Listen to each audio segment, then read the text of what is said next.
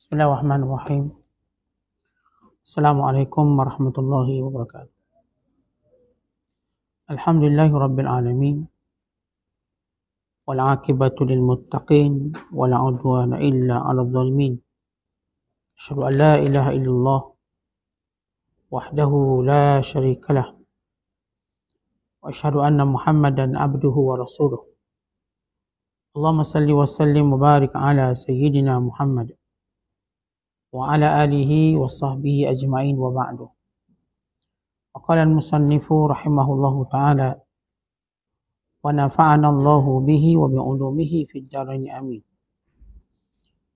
Telah berkata Imamul Allamah Syekh Abdul Qasim Al-Qushairi, semoga Allah Ta'ala merahmatinya,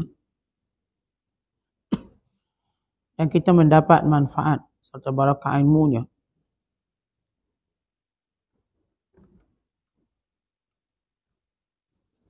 Diriwayatkan bahawa Ibrahim bin Adham keluar melewati segerombolan tentera. Seorang dari mereka menemuinya dan bertanya di mana tempat hiburan. Ibrahim menunjuk ke arah kuburan. Wajah tentera itu memerah. Dia tersinggung dan langsung memukul kepala Ibrahim. Setelah dia pergi, seorang memberitahu bahawa laki-laki tua yang dipukulnya adalah Ibrahim bin Adham, seorang ulama sufi zahid yang zuhud dari Khurasan. Tentera itu terkejut, dia menyesali perbuatannya dan langsung pergi menyusul Ibrahim. Tuan, maafkan saya sangat menyesal telah berbuat kurang ajar pada Tuan. Ketika engkau memukul saya, jawab Ibrahim bin Adham, saya memohon syurga untukmu kepada Allah. Mengapa, tanya tentera tersebut? Jawab Ibrahim, saya tahu bahawa saya memasuki perangkap kepadamu. Saya tidak ingin mendapat bahagianku yang baik darimu dan bahagianmu yang buruk dariku. Diceritakan bahawa Sa'id bin Ismail Al-Hiri diundang seorang laki-laki untuk acara jamuan. Ketika sampai depan pintu rumahnya, laki-laki itu berkata, wahai ustaz, bukan sekarang waktunya. Saya sangat menyesal tidak mampu mengkhabarimu lebih dahulu.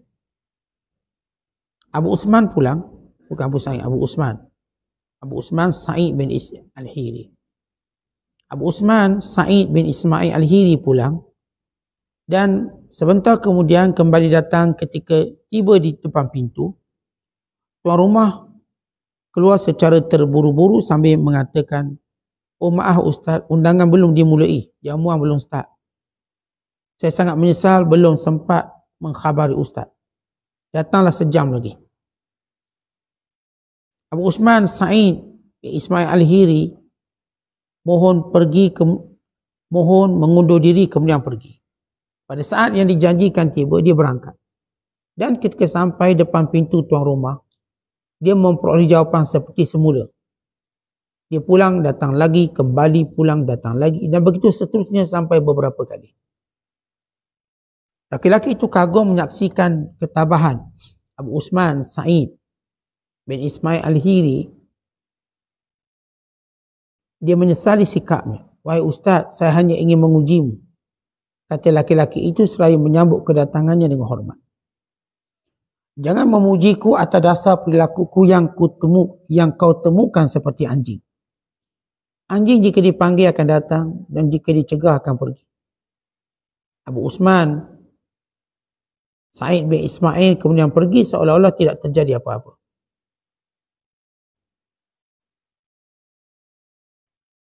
Dan kisah yang berikutnya, Abu Usman Sa'id bin Ismail Al-Hiri ketika melalui jalan besar di siang hari, satu jalan besar, seorang menumpahkan sebekas abu kotor dari balkoni rumahnya. Murid-muridnya yang melihatnya merasa marah. Mereka mencaci maki si pelempar dan bersedia untuk mengajarnya. Lalu kata Abu Uthman, janganlah kamu mengatakan sesuatu. Hentikan memaki. Barang siapa yang patut mendapat siksaan neraka lalu menerima lemparan abu itu dengan baik, maka baginya tidak boleh marah, katanya. Dikatakan bahawa seorang fakih singgah di rumah Ja'far bin Hanzalah. Ja'far melayaninya dengan baik. Orang fakih itu berkata, sebaik-baik lelaki adalah engkau jika sahaja engkau bukan Yahudi. Katanya, akidahku tidak akan menodai apa yang engkau perlukan untuk dilayani. Mintalah kesembuhan pada dirimu sendiri, sedangkan diriku perlukan hidayah. Muslimin dan muslimat dan penonton yang dirahmati Allah sekalian, masih lagi kita membicarakan tentang kemuliaan akhlak yang merupakan sifat para nabi dan para anbiya serta para awliya, para wali-walinya, yang merupakan sebab kepada kematian husnul khatimah dan sebab kepada pendekatan dengan Nabi sallallahu alaihi wasallam hari akhirat kelak. Bahkan merupakan satu daripada khazanah rezeki. Sebagaimana disebut oleh Imam Yahya bin Mu'az radhiyallahu taala anhu, fi sa'atil akhlaqi kunuzul arzaq. Pada kelapangan akhlak itu, yakni kemuliaan akhlak itu adalah pembendaharaan kepada rezeki. Ini siapa yang nak rezeki banyak, maka jaga akhlak. Pelihara akhlak. Kerana itu dalam mendidik dan bermujahadah untuk mendapat akhlak yang baik, kita perlu mengetahui bahawa bagi memperoleh akhlak yang baik yang mulia ini, pertama kita mengetahui ia adalah anugerah Allah Subhanahu Wa Taala. Allah yang memberikan kemuliaan akhlak ini pada siapa yang dikehendaki sebagaimana hidayah, petunjuk. Kerana itu selalu memohon kepada Allah semoga diberikan akhlak yang baik. Bila kita tahu inilah kurniaan Allah pada hamba yang dikehendaki, maka menjadi suatu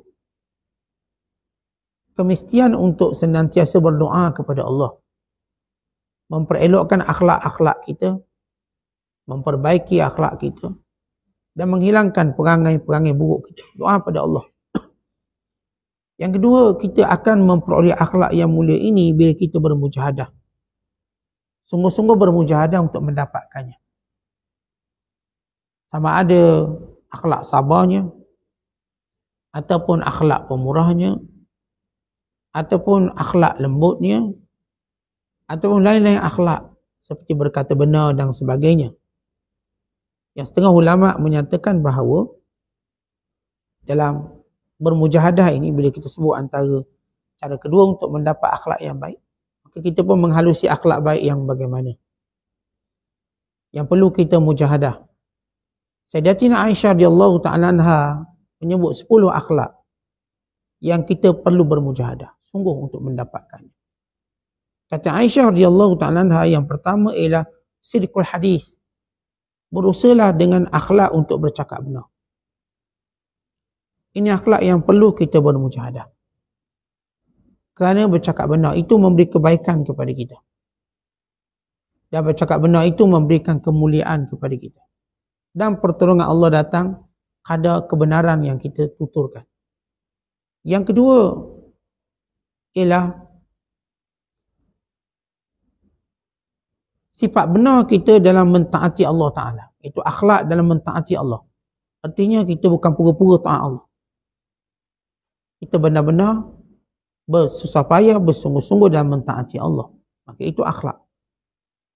Artinya bila kita sembahyang sungguh-sungguh, tunjukkan akhlak di hadapan Allah. Adab di hadapan Allah. Bila kita puasa, bila kita baca Quran, maka tunjukkan akhlak sebenar. Jangan sambil baca Quran, sambil main telefon, sambil main mesej. Tapi baca Quran. Maka perlu ada sidqun, dipanggil sidqul ba'si fi ta'atillah. Kesungguhan dalam kebenaran, dalam bersungguh-sungguh dalam mentaati Allah Ta'ala. Dan yang ketiga ialah i'ta'us sa'i. Sungguh-sungguh untuk bersedekah, untuk memberi. Mujahadah biar kita jadi seorang yang pemurah. Pemurah kita. Dan pemurah yang paling baik ialah pemurah kepada keluarga kita. Mulakan sifat pemurah dengan pasangan kita. Okay, bagi suami, pemurah dengan isteri. Bagi isteri, pemurahlah dengan suami. Bagi anak, pemurahlah dengan ibu ayah. Bagi ibu ayah, pemurahlah kepada anak-anak. Bagi abang, pemurahlah kepada adik-adik. Bagi adik, pemurahlah pada abang-abang. Demikian sifat pemurah yang bukan kita tuntut seorang je. Si isteri kata ke suami, abang kena pemurah. Barulah lapang rezeki abang. Dia kedekut. Atau si suami pula kata pada si awak kena pemurah kalau nak lapang rezeki awak. Malah dia kedekut. Tetapi kita bukan melihat sifat pemurah untuk mengambil kesempatan daripada orang baik. Tapi kita berlomba-lomba jadi pemurah. Dengan apa yang kita ada. Dia bukan maksud pemurah ni tunggu kita kaya, duit banyak. Isteri dengan sifat pemurah dia. Jangan berkira. Suami dengan sifat pemurahnya, jangan berkira. Anak-anak, mak ayah, kawan-kawan. Dan ini mujahadah. Dan yang keempat, kata ulama, kata Aisyah radhiyallahu taala anha, mukafa'atus sani. Siapa pun buat baik pada kita, berusaha untuk balas. Siapa buat baik kat kita, balaslah kat mana pun. Paling minimum ialah untuk kita mengucapkan ungkapan yang mulia. Jazakallah. Jazakillah. Khairul jazak. Semoga Allah berikan pahala. Lain pada doa. Walaupun yang paling baik daripada itu bersungguh-sungguh membalasnya. Adalah Nabi SAW tidak dilakukan kebaikan padanya, melainkan Nabi akan balas. Ikut mana pun Nabi akan cuba balas. Ini seorang badui. Dia buat baik pada Rasulullah SAW. Kemudian Rasulullah musafir singgah di padang pasir. Satu keluarga badui ini buat baik. Lalu Rasulullah SAW berkata kepadanya, mintalah apa saja aku nak beri pada kamu. Minta. Hari itu kamu tolong aku minta. Lalu kata badui tadi nak minta lah kambing, unta. Buat, diperah susunya, dimakan dagingnya. Minta. Lalu kata Nabi SAW, kenapa minta kecil sangat? Minta besar. Minta yang besar. Apakah seorang kamu tidak membaca kisah dan tidak mau mencontohi kisah seorang wanita di zaman Nabi Musa? Bila Musa AS minta tolong perempuan itu, perempuan itu kata, boleh tapi aku bagi syarat. Kebaikan aku ini dibalas. Dengan cara berdoa supaya aku jadi jiran kamu dalam syurga. Lalu kata, apakah seorang kamu tak nampak itu yang lebih besar? Kata kita, bila kita tahu orang tu jadi mustajabud da'wah atau mujabud da'wah, doa mustajab. Tak ada benda paling besar daripada kita minta di doa. Doanya mustajab. Dan tidak ada doa yang lebih hebat melainkan kita mohon syurga dan bertemankan orang-orang soleh dalam syurga, dan Nabi dan sebagainya. Dan benda akhlak yang kita perlu bermujahadah ialah silaturahim. Dan silaturahim memang ada, kita katakan, masalah-masalahnya. Sebab kita kalau jenis adik-beradik ni memang cepat berbalah, suka berbalah. Sebab kita rasa kita satu level. Adik-beradik. Jadi terlalu berlebih kurang adik-beradik. Atau berlebih kurang dengan pak saudara, pupus papa. Ini semua silaturahim kita. Usaha sungguh-sungguh untuk kita menghubungkan silaturahim walaupun yang sana tak minat. Yang belah sana tak minat. Kita dia minat. Tak apa. Itu akhlak baik. Yang ni yang kata Aisyah radhiyallahu ta'ala yang perlu kita bermujahadah. Dan ini adalah asas-asas akhlak yang baik. Yang keenam ialah ada amanah, berusaha sungguh-sungguh untuk menyempurnakan amanah. Itu akhlak yang baik. Orang beri amanah, orang kata ni rahsia jangan cerita ke orang, amanah. Hatta kalau dia tak beritahu itu rahsia pun, dia tahu benda ni rahsia, tak payahlah cerita ke orang. Ini amanah. Taklah kita rasa kita lah champion, juara yang pertama boleh bocorkan rahsia orang. Dan orang dah beritahu kita rahsia. Dan orang dah berada dalam posisi percaya pada kita. Tiba-tiba kita bocorkan rahsia. Seorang isteri dipercaya oleh suaminya. Maka janganlah isteri bocorkan rahsia suami dia, cerita ke orang, kebel sana sini, sehingga menjatuhkan aib suami. Seorang suami dipercaya isterinya. Maka janganlah dia mengaibkan isterinya, kebel sana sini, lalu menghina, menyebabkan hina isterinya. Ini amanah yang besar. Kata amanah besar kita suami isteri. Yang mana? Atas seorang isteri yang baik, dia tak akan menceritakan rahsia rumah tangganya walaupun daripada mak ayah dia. Seorang suami yang baik, dia tak akan bocorkan rahsia rumah tangga dia walaupun pada mak ayah dia. Apa biasa anak suka mengadu mak ayah. Mak, bini saya tak pandai masak. Dia masak air pun tak masak. Yang kata masak lain. Tak pandai sungguh. Tak sedap, tak macam mak. Maka ini bukan perbuatan yang baik. Ini tidak amanah dalam menjaga rahsia isterinya. Yang seorang isteri juga begitu, suka mengadu mak ayah. Suka mengadu adik-beradik hal suami dia. Ini juga tidak amanah. Sehingga keaiban suaminya diketahui melalui dia. Dan ini satu keaiban besar bila orang terpercaya, orang yang percaya pada kita. Lalu kita mengkhianatinya di belakang. Allah menyebut dalam Al-Quran, wal hafizatul ghaibi bima hafizallah. Yang wanita-wanita yang baik itu yang menjaga maruah suaminya ketika ketiadaan suaminya. Dengan apa yang Allah perintahkan. Ini dipanggil adaul amanah. Bukan sekadar amanah harta benda, duit. Antara amanah yang kita selalu gagal jaga rahsia. Keaiban. Kita je tahu keaiban dia.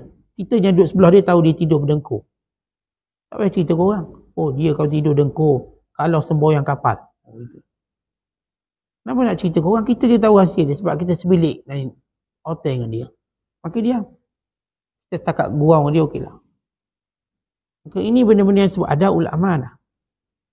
Dan kemudian kata Aisyah radhiyallahu ta'ala anha, antara akhlak yang kita kena mujahadah ialah at-tazammum lil jar, jaga jiran. Tentang jaga jiran kita. Jangan sampai jiran kita berpindah kerana kejahatan kita. Atau jangan sampai jiran kita berpindah dalam menceritakan kejahatan kita pada dia. Oh, saya hidup dengan dia dulu, bising rumah dia. Satu family bising. Buang sampah habis sampai ke rumah kita. Sampai jiran tu pindah dek jahat kita.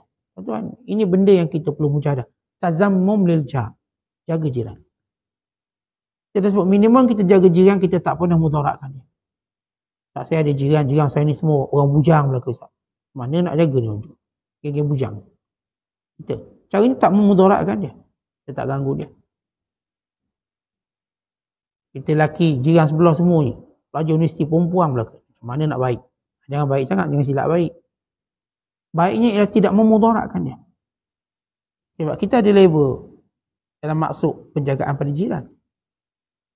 Walaupun kita mungkin tak rapat, tak mesra dengan jiran, kerana itu perlukan skill yang tertentu. Tapi saya tak pernah mudaratkan jiran. Kalau orang berjiran dengan saya, dia tak pernah kata, oh, dia dulu jahat, lalu buat itu, tak pernah. Maka itu tazammum kita, jaga jiran. Dan seterusnya akhlak yang seterusnya ialah tazammum li sahib, jaga sahabat. Contoh kita ada sahabat. Contoh makin lama sahabat kita makin tak ramai. Tuan-tuan bila tuan-tuan tua 60, 70, tuan-tuan ramai ke kawan? Tak ramai dah. Hilang sikit. Maka jaga sahabat yang masih berbaki ni. Yang masih ada. Imam kita hilang sebab kematian. Imam hilang sebab berpindah jarak. Kita dah ikut anak kita. Lalu kita tinggal sebagian kawan kita, jemaah kita. Tapi tetap jaga tazammum li sahih. Jagalah sahabat. Kebaikannya selalu kita sebut dan kita besarkan. Keaibannya jangan disebut. Contoh kawan yang pernah berkawan kita, dia ada baik, dia ada buruk. Dan sama kita, ada baik, ada buruk pada pandangan dia. Dia pada pandangan kita pada pandangan dia, sama. Kerana itu besarkan kebaikan dia. Yang baik-baik itu sebut. Yang tak baik cukup kita seorang je tahu. Ini panggil tazammum. Jaga sahabat. Contoh orang yang jaga sahabat macam ni, orang yang mendapat syafaat sahabat dia. Contoh kadang-kadang kita akan melalui fasa hilang kemesraan. Itu satu proses alami yang biasa. Hilang kemesraan dengan banyak faktor dan sebab. Banyaklah. Namun kita punya history sejarah bersahabat dengan dia dalam beberapa tempoh. Setahun, 2 tahun, 3 tahun. Atau mungkin 10 tahun, mungkin 15, mungkin 20. Maka kita lihat sebahagian besar kebaikan. Dan kita lihat kekurangan. Dan dia melihat sebahagian besar kebaikan dan kekurangan. Maka bila kita sebut tazammum lis sahih, jaga sahabat. Berarti antara benda yang saya jaga, kalaupun saya dah tak mesra dengan dia, kerana beberapa faktor-faktor alami dan sebagainya. Yang saya kata faktor jarak, faktor kita boleh ikut keluarga. Kita dah tua ni, ikutlah anak perempuan kita, ikut anak lelaki kita. Kalau kita tinggallah sebagai sahabat. Saya masih memeliharanya secara maruah, kebaikannya. Maka ini sebab syafaat itu betul akhirat kelak. Kadang-kadang kita ni, tuan-tuan ada sahabat. Sampai akhirat dia tak boleh syafaat kat kita. Dia tak bagi. Kenapa? Kerana kita burukkan dia. Memanglah kita baik. Tapi bila belakang buruk, cerita buruk-buruk.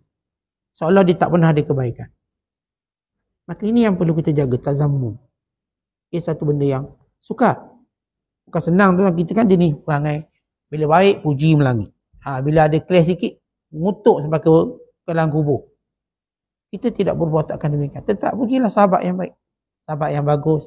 Yang tuan-tuan pernah habiskan masa berapa tahun dengan dia. Berapa tempoh dengan dia. Atau walau berapa hari dengan dia. Kita duduk camp kursus 3 hari. Kawan ni. Disebutlah kebaikan dia. Dia dah bersahabat. Dan yang ke-9 kata Aisyah radhiyallahu ta'ala anha ialah kirad daif. Berusahalah, mujahadalah untuk memuliakan tetamu. Kata ini adalah adab jahiliyah.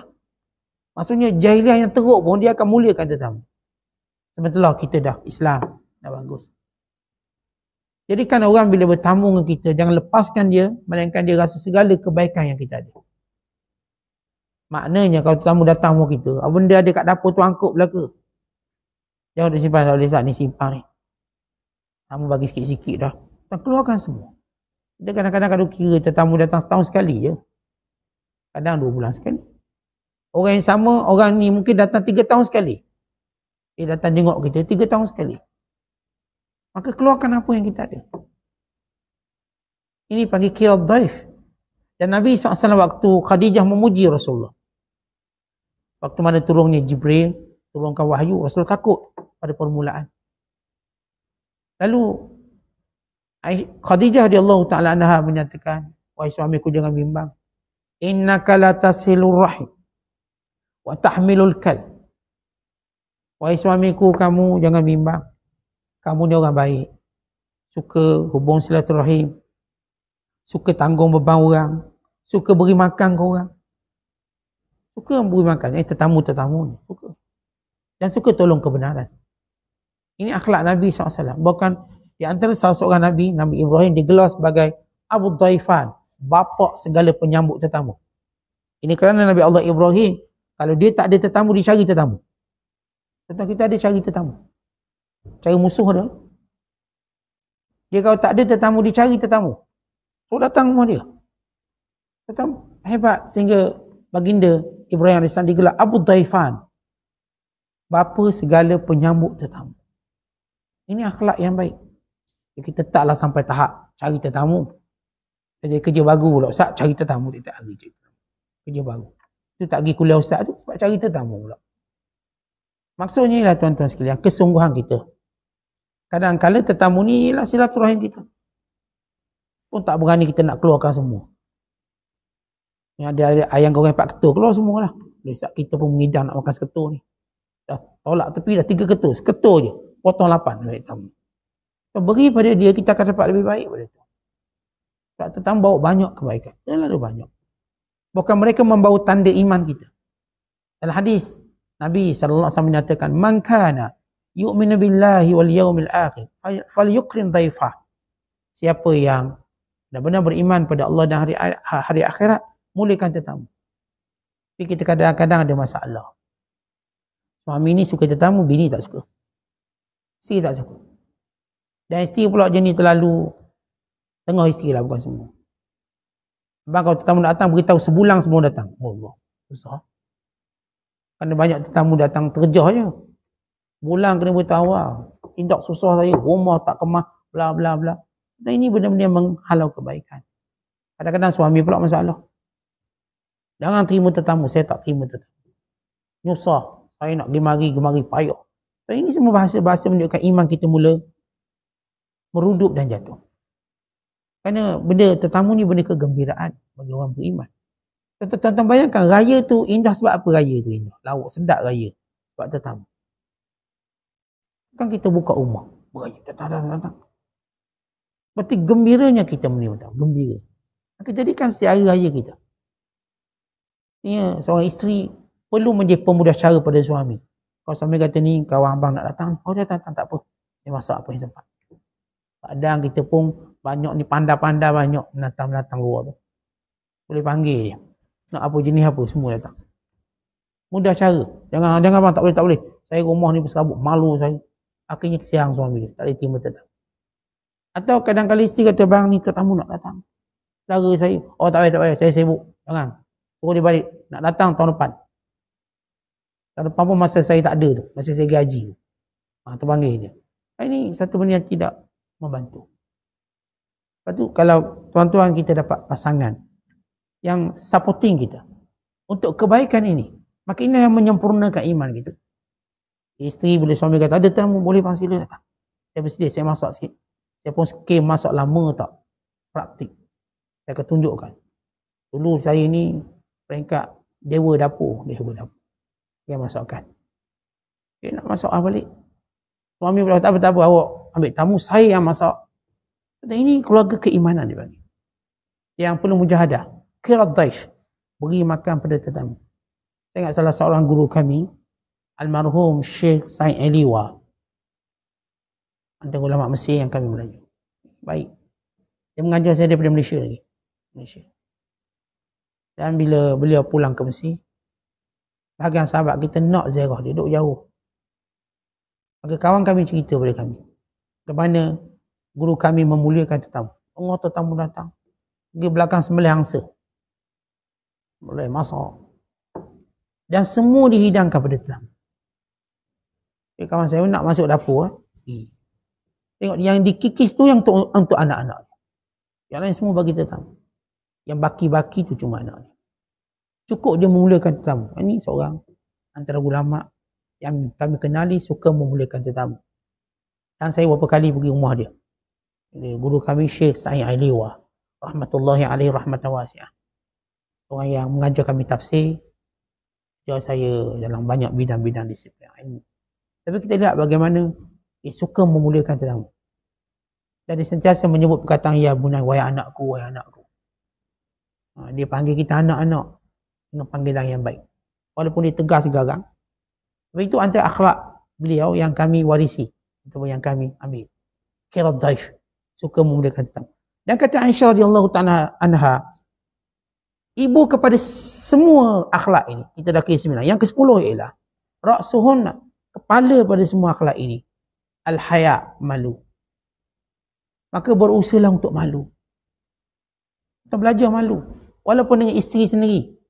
Jangan depan isteri sendiri. Tak ada selai, sorak benang pun. Belajar malu dah sikit. Kan tak ada aurat Ustaz. Betul. Dia ajarlah malu. Sampai kita pun, isteri pun nampak, saya ni macam kahwin dengan turuna je Ustaz. Malu lagi. Walau dah umur 60 Ustaz, malu dia. Itu hebat, akhlak yang baik. Dan isteri masih sifat pemalu. Walaupun dalam isteri tak adalah terus, tak pakai baju langsung lah. Bini yang tak hiasi dengan malu. Makin kita malu, makin kita disayangi. Anak-anak kita ajar dia malu. Jangan mentang-mentang rumah dia, suka-suka dia. Ajar dia malu. Kata malu ni ialah ibu pada segala akhlak. Ra'suhun. Kalau kita malu dengan orang terdekat, sementara orang jauh. Ajar malu. Tak adalah kita, oleh keluarga terdekat, berak buka jambang ni, sembang. Tak malu. Janganlah sampai tu malu lah sikit, tutup lah pintu. Kau tak nak kunci pun. Kan Ustaz ni adik-beradik ni. Ni bini saya dengan bini saya Ustaz. Kalau masuk bilik air, buka je pintu kangkang. Takut dia nak selfie pun tahu. Adalah malu sikit. Tak malu. Kadang-kadang kita bila ambil gambar tu, takut ambil gambar keadaan tak baik. Walaupun itu telefon kita. Bimbang-bimbang terlepas. Malu kita. Jaga gambar pun jaga.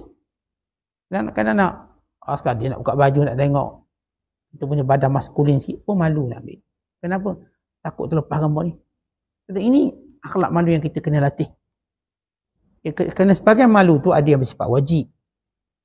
Ada ada yang bersifat sunnah. Ada yang bersifat fadilah. Ini kemuliaan. So, Sayyidina Uthman diceritakan malu Sayyidina Uthman.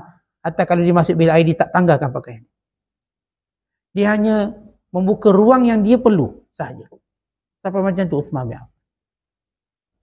Dan dia adalah sahabat yang disebut oleh Rasulullah, sahabat yang dimalui oleh malaikat. Dia tidur pun dipakai lengkap. Kita dah tidur, suka saya nak pakai apa Ustaz? Tak pakai pun tak apa. Latih malu. Kadang-kadang anak kita masuk bilik, tahu-tahu dah telur masuk tengah dah.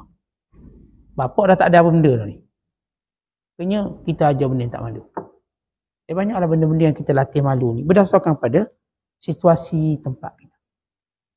Jadi kita dah sebut cara nak dapat akhlak yang baik. Pertama kita sebut ialah ia kurnia Allah, minta dengan Allah. Yang kedua kena mujahadah. Dan kita dah sebut 10 akhlak yang disebut oleh Aisyah radhiyallahu ta'ala anha yang perlu kita mujahadah. Dan yang ketiga, daripada cara dapatkan akhlak yang baik, berkawanlah dengan orang baik, bacalah kisah orang baik. Kita baca kisah orang-orang akhlak baik. Ini satu kitab yang dikarang oleh Muhammad Al-Ghazali, Khuluqul Muslim, akhlak orang Islam. Tak ada terjemahan bahasa Melayu. Satu kalangan yang baik. Ini bukan Imam Ghazali, Muhammad Al-Ghazali, Tok Guru pada Yusuf Qaradawi.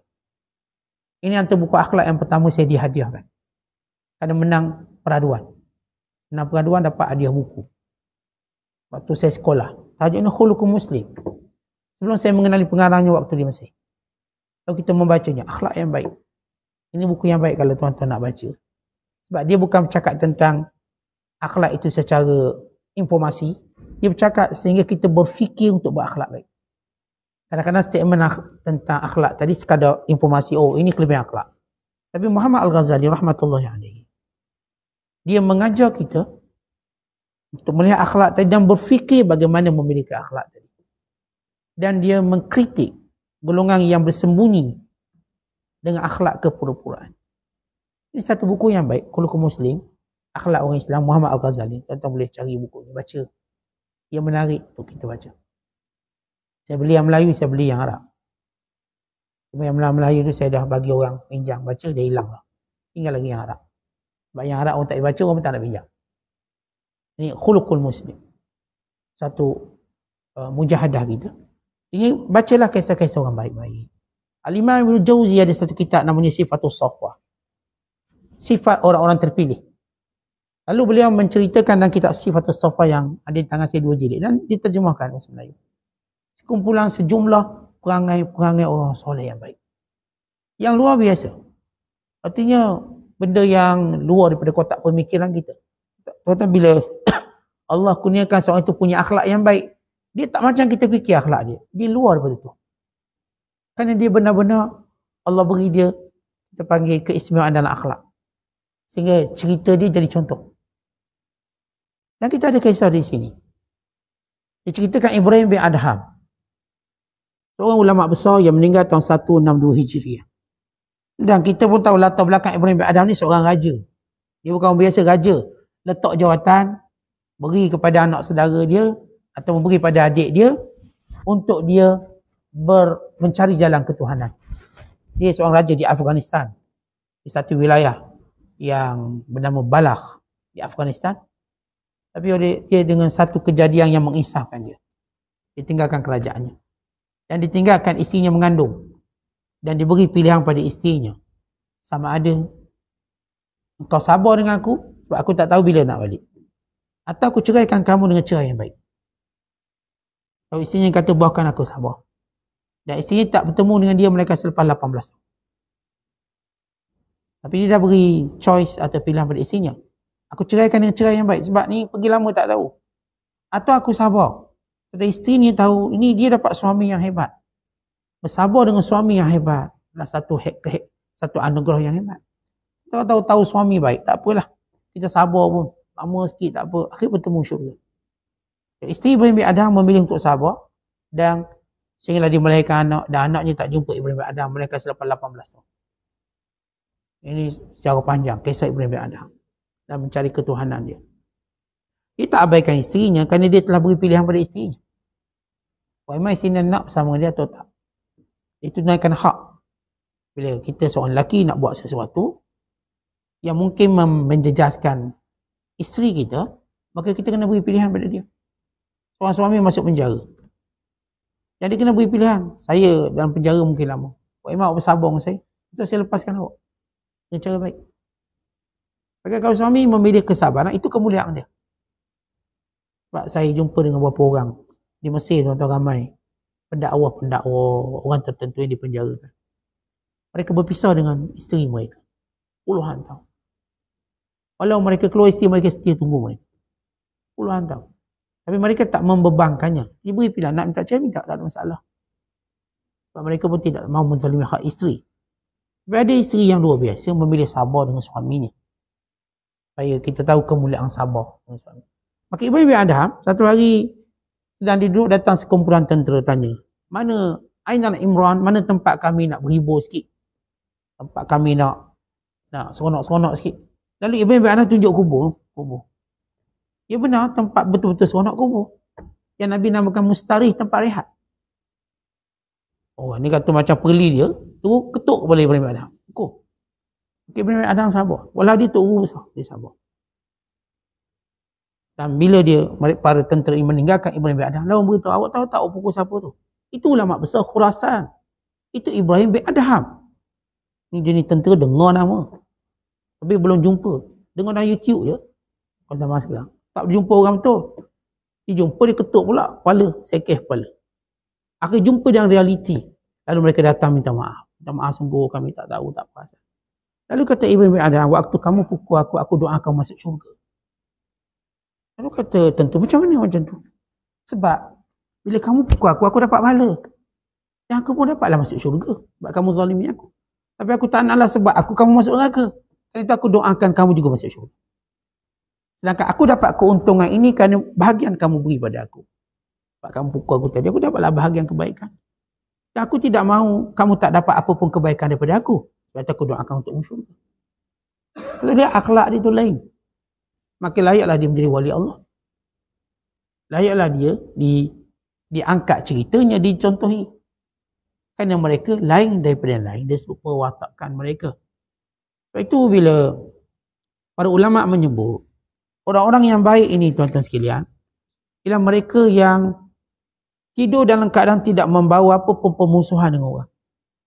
Ini yang kita cerita tentang Abu Dujana. Malam. Bukan Abu Durjana, Abu Dujana. Atau disebut Abu Dijana. Abu Dujana, apa dia kata? Bila orang tengok muka dia ceria, seronok senantiasa. Sebab dia kata, aku tak pernah fikir nak musuh dengan orang. Tak pernah. Dan aku pun tak pernah bercakap hal orang. Kata orang yang hidup musuh dengan orang, walaupun seorang, dua, kita tak akan rasa bahagia. Kita telah menyempitkan tempat kita. Allah beri tempat kita luas. Seluas-luasnya. Tapi kita sempitkannya dengan bermusuh dengan orang. Cuba tuan-tuan bayangkan tuan-tuan bermusuh dengan seorang. Banyak tempat tuan-tuan tak boleh pergi. Takut jumpa dia. Oh, saya musuh ni. Pasar mungkin dia pergi kot, tak pergi pasar. Nak pergi kedai makan, takut dia pergi, tak pergi kedai makan. Tuan-tuan mati je kat rumah. Dunia yang jadi sempit. Nak pergi kuliah pun tak berani sebab ada orang kita musuh ni. Tak pergi kuliah. Nak pergi masjid sembahyang Jumaat pun tak berani sebab ada orang kita musuh. Kata orang ni duduk mana akhirnya? Dia menyempitkan tempat dia. Lepas tu kata Abu Dujana, aku ni, yang duduk ceria ni, aku tak pernah buat permusuhan dengan orang. Dan kalau kita lihat apa yang disebut oleh para ulama tentang Salimus Sadar atau Salimus Sadr, berlapang dada. Menghilangkan permusuhan. Tentang kerja kita. Memang saya katakan ada orang, kalau kita bermusuh kerana Allah, okey. Kalau bermusuh hal-hal peribadi, kita tak boleh biarkan dia. Kerana dia merosakkan kita. Merosakkan agama kita. Merosakkan banyak benda. Even merosakkan perwatakan dan akhlak kita. Kalau saya ada musuh seorang, saya tak suka, saya cuba hilangkan. Sehingga saya tidur lena. Kadang-kadang kita tengok ada orang mudah je tidur. Kita tahu kerana dalam dirinya tidak ada pun sedikit permusuhan dengan orang. Mudah tidur. Bukan yang dia tiduran kuliah lah, itu bukan. Yang kat rumah dia, tahu-tahu tidur. Kerana dia saling musad. Dia tak pernah fikir nak gaduh orang, musuh orang. Kalau tuan-tuan ada masa air payah tidur, itu mungkin kita fikir ada orang gaduh. Kita terlalu fikir tentang dia. Maka ini akhlak yang baik. Walaupun kadang-kadang kita benar, bukan orang lain. Kita benar. Pun tak nak bermusuh juga. Ini wataknya. Dan satu kisah menarik ialah apa yang berlaku pada Abu Usman Sa'id bin Ismail Al-Hiri, ulama yang meninggal tahun 258 Hijriah. Kisahnya, ada seorang tu nak uji dia, ajak dia pergi jamuan makan. Sampai ke rumah, Syekh Ustaz, tak siap lagi makanan Ustaz. Ustaz datang balik sejam. Kawan ni pun balik. Lepas sejam datang sebab orang jemput datang. Oh Ustaz, minta maaf tak beritahu tadi. Datang lagi, tak siap lagi. Balik. Sampai berapa kali. Kalau tuan-tuan kena, tuan-tuan rasa macam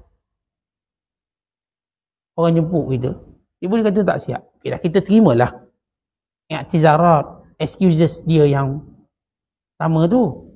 Tapi kalau kita datang lagi, dia beri kata begitu pula begini, kita rasa dia macam main-main. Tapi Abu Usman, dia okey. Akhirnya kata lelaki ni, Ustaz, minta maaf Ustaz, saya sebenarnya nak uji Ustaz je. Nak uji Ustaz je. Dah siap makanan. Lalu kata Abu Usman Al-Hiri, tak payah puji aku. Itu bukanlah akhlak baik sangat pun. Awak tengok anjing. Anjing kalau dihalau pergi, dipanggil datang. Puluhan kali pun dia datang. Maka tak perlu puji akhlak tu. Biasa je. Ingat orang-orang baik ni tuan-tuan. Kalau orang puji dia pun, dia akan samakan dengan benda lain supaya orang tak puji dia. Walau ia satu benda terpuji. Itu saya selalu sebut. Kadang-kadang kita ni, tengoklah binatang. Binatang ni ada mulia dia untuk kita halusi ataupun untuk kita muhasabah perangai kita. Ada orang memang bila kita kena marah, kita tengoklah siapa marah kita. Mak ayah marah kita, takkan tuan-tuan nak lari jauh. Yang marah tu tok guru kita, takkan tuan-tuan nak lari jauh. Tengok anjing dengan pemilik dia. Pemilik dia marah, halau, lari anjing tu. Bila panggil, laju datang dia. Halau, lari lagi, panggil. Takkanlah kita ni sehina pada anjing pula. Bila panggil, tak nak datang, sudah. Kalau sudah tak nak datang. Muhasabah diri. Ustaz kata kita anjing pula. Itu masalah orang tak nak muhasabah ni. Siap perkataan tu dianggap kita macam kutuk dia, itu masalah orang. Tapi bila kita ni belajar, siap perkataan sepedah mana pun kita anggap muhasabah. Tapi kalau tuan-tuan dah kata perkataan datang daripada guru-guru dan orang yang nasihat kita, oh ni kata aku, tuan-tuan dah terkeluar daripada keberkataan ini. Itulah dia ilmu, dia merawat. Kita tengok doktor rawat kita, doktor ni nak pukul aku. Walau sebahagian proses rawatan tu memang menyakitkan. Akhirnya kita tak sembuh sampai bila-bila. Tak nak jumpa doktor tu, dia tu pukul saya. Kadang dia tarik kaki saya kuat, dia itu, dia ini. Sehingga kita lupa, itulah dia proses dia. Maka kata Abu Usman, tak payahlah puji. Ini juga berlaku kepada seorang ulama yang terkenal, Mansur bin Mu'tamir.